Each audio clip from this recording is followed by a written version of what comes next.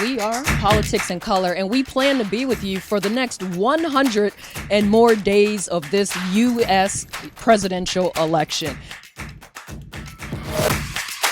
I think we're seeing a new wave of enthusiasm.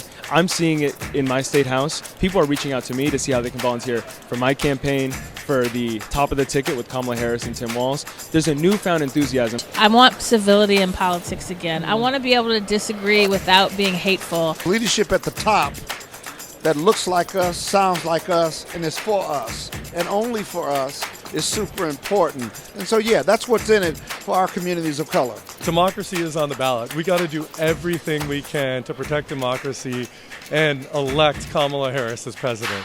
Kamala Harris is a legitimate left-wing political person. I mean, you look at every crazy idea that comes from the left. She hasn't just said, I'm for them. She's voted for them. Look, unless you happen to be a big tech billionaire or a Mexican drug lord, and by the way, if you're either of those, you probably ought to vote Democrat because your life has gotten much better.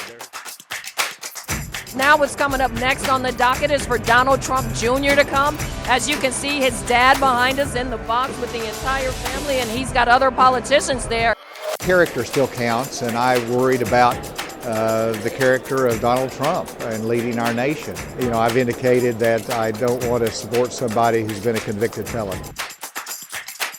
To look at Project 2025, he wants to diminish Head Start. That's where our kids get their start. It's about having a president that you want your children to look up to.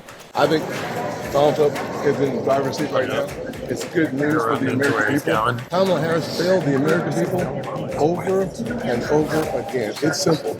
I thought she did exactly what she needed to do, which was show the American people that she has a plan to move forward. She reached out and talked to American people that she cared about them, and she clearly was the winner of this debate. One of the things that I really am looking forward to doing with this platform through Politics in Color is explaining to our audience, to our constituents, the why. There are certain questions that don't get asked if we don't ask them. There are certain issues that don't get raised if we don't raise them. 2045, it's projected that folks of color will be the majority, not the collective minority. So the politicians know this. And so if we're smart, we're going to make that investment in our politics, in going out there and voting and getting involved, because that's what makes a difference.